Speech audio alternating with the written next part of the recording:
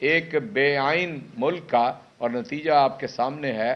آپ میں سے بہت کم لوگ مشرقی پاکستان کو اپنی ہوش کے اندر جانتے ہوں گے، الا ماشاءاللہ ہمارے جیسوں کے علاوہ۔ یہ پاکستان کہ جو مشرقی اور مغربی پاکستان تھا، آج اسے بنگلہ دیش کے نام سے مشرقی پاکستان کو یاد کرتے ہیں۔ یہ انتخابات سے ایوائڈ کرنے کا، بے آئین رہنے کا اور انتخابات کے نتائج نہ تسلیم کرنے کا شاخسانہ ہے کہ بنگلہ دیش بن گیا۔ چنانچہ میں یہ سمجھتا ہوں کہ پاکستان کے اندر ایک بہت ہی گھمبیر صورتحال ہے۔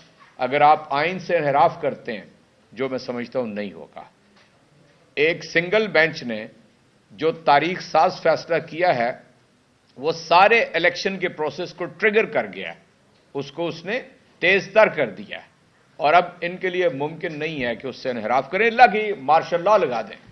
یہ ممکن ہے کہ مارشل لا لگ جائے اور آئین کے مطابق ملک آگے نہ بڑھے، ورنہ کوئی راستہ باقی نہیں بچا کہ یہ آئندہ جو 61-62 روز رہ گئے ہیں ان کے اندر الیکشن کا پروسیس، اس کا شیڈیول اعلان نہ کریں اور انتخاب کی طرف نہ جائیں۔ ہمارے خدشات اپنی جگہ ہیں۔ کوئی کام گزشتہ 10 ماہ کے اندر انہوں نے ایسا نہیں کیا کہ جو آئین کے مطابق ہو۔ سارے کام، یعنی سائفر سے اگر آپ اس کا آغاز کر لیں، امپورٹڈ گورنمنٹ کو آپ سامنے لے آئیں، اور آج سے 4 روز پہلے جو انکشافات آپ کے ایک صحافی نے کیے ہیں، اور وہاں پر جنرل قمر کا وہ باجوہ کہیں تو بہت سارے لوگ اب ناراض ہونا شروع ہو گئے ہیں کہ آپ ہمیں کیوں کہتے ہیں جی، اس کا نام جنرل قمر رکھیں۔ اس کے اگر انکشافات جو آپ کے ایک سینئر صحافی نے دیے ہیں تو یہ کافی ہے ثابت کرنے کے لیے کہ وہ بری طرح اس کے اندر ملوث تھے۔ میں نے پرسوں بھی سوال اٹھایا تھا، ظاہر ہے جو چیئرمین نے فرما دیا اس سے تو آگے نہیں ہو سکتی۔ کیا اس ملک کے اندر کوئی نظام ہے؟ کیا اس ملک کے اسٹیبلشمنٹ کے اندر کوئی انٹرنل ڈسپلن ہے؟ کوئی اکاؤنٹیبلٹی ہے؟ یا یہ پاکستان 75 برس سے اس کے دستور کو اسی طرح پامال کیا جاتا رہے گا؟ ہم اس کی یعنی ایک زندہ قوم کی طرح مزاحمت کریں گے۔ مزاحمت کے 2 راستے ہیں۔ ایک وہ راستہ کہ جو جلاؤ گھراؤ اور توڑ پھوڑ کا راستہ ہے، جو پاکستان میں ہوتا رہا، ہم وہ راستہ اختیار کرنے نہیں جا رہے ہیں۔ ہم اپنا پہلا شہید پیش کر رہے ہیں، یعنی ہم راستہ اختیار کر رہے ہیں جیل بھرو تحریک کا، اور یہ ایک پرامن راستہ ہے۔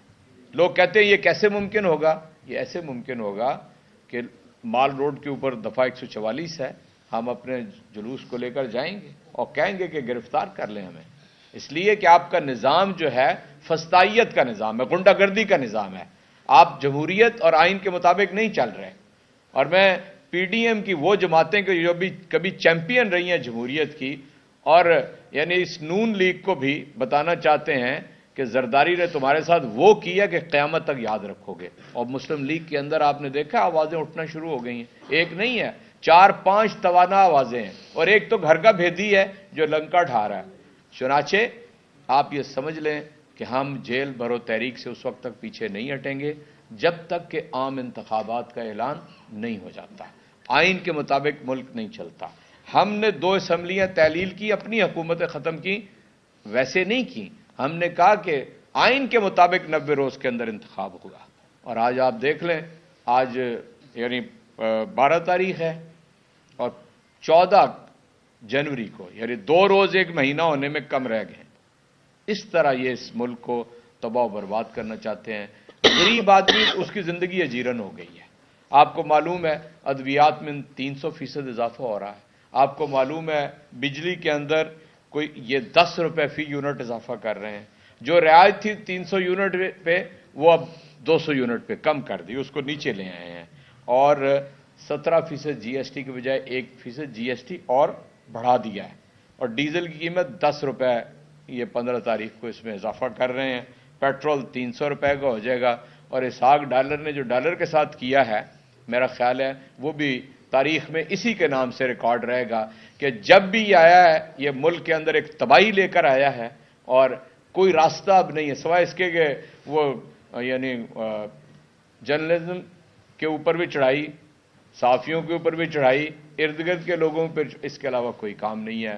یہ بہت نازک موقع ہے، اور انشاءاللہ تعالی ہم اپنی تحریک کو، جیل بھرو تحریک کو جاری و ساری رکھیں گے جب تک کہ ملک آئین کے مطابق چلنا شروع نہیں ہو جاتا۔